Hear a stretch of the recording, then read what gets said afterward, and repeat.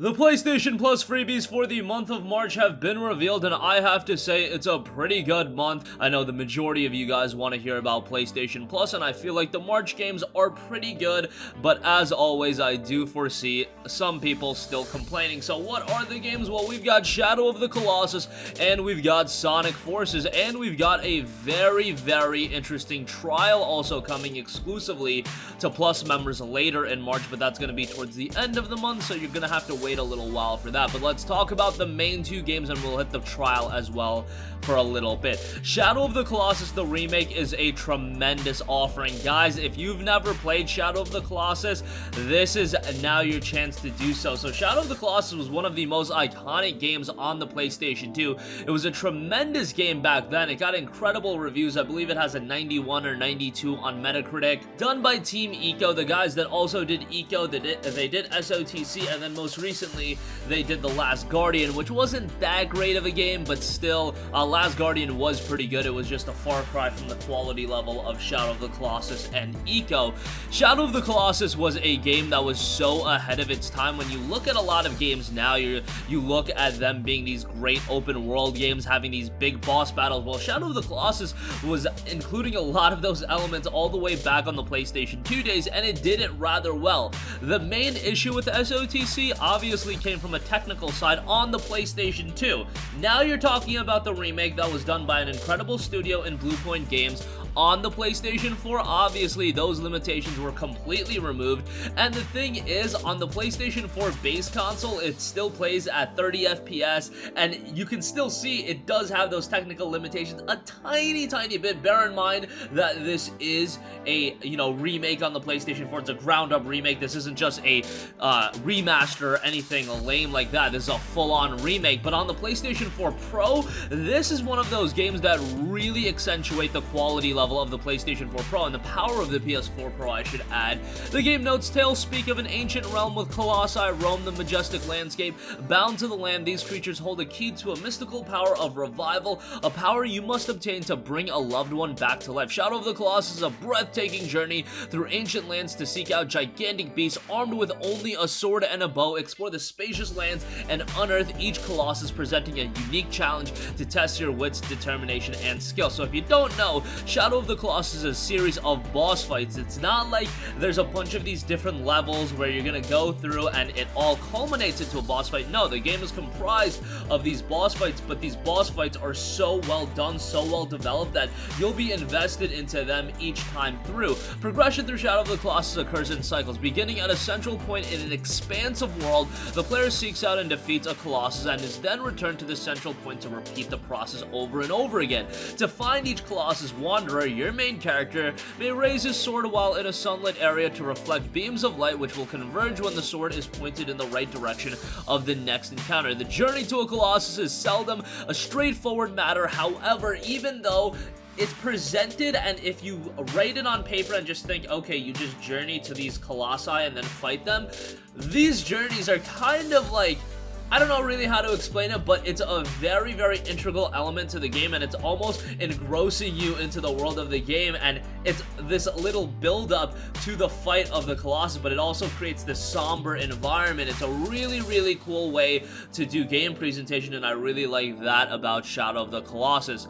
Stretches of varied terrain often require that a detour be taken along the way as well. Most Colossi are located in remote areas, such as atop a cliff or within ancient structures. Once a Colossus is found, then the real fun begins. You must discover its weakness to defeat it. Each Colossus dwells in a unique lair, and many Colossi cannot be defeated without making use of the surrounding environment. I don't want to go into the details of how you beat specific Colossi because that would be spoilers, and that's half the fun. Sometimes you might be a little bit stuck on how to beat a certain Colossus, but I feel like it's relatively straightforward on how to ultimately beat them all.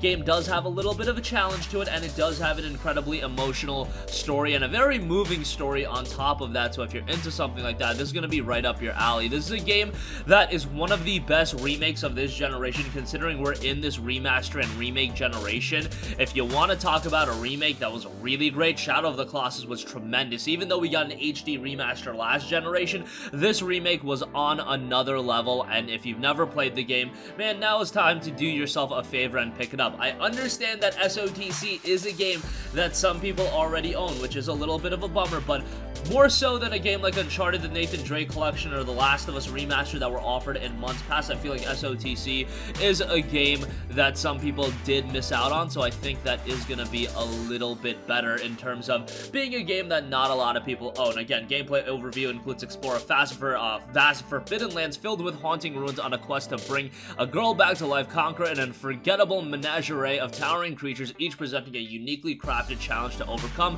and the beloved all-time classic gets rebuilt from the ground up for the PS4. And if you have the PS4 Pro, man, you are in for a visual delight. Okay, so Shadow of the Colossus, I would say, is the main game. You're also getting Sonic Forces. Now, Sonic Forces, I think, is kind of timely with the talk of the Sonic movie, so I didn't even think about this. I'm always talking about how Sony should be offering games that are a little bit timely. Yes, Sonic is a little bit timely given the successes of the movie.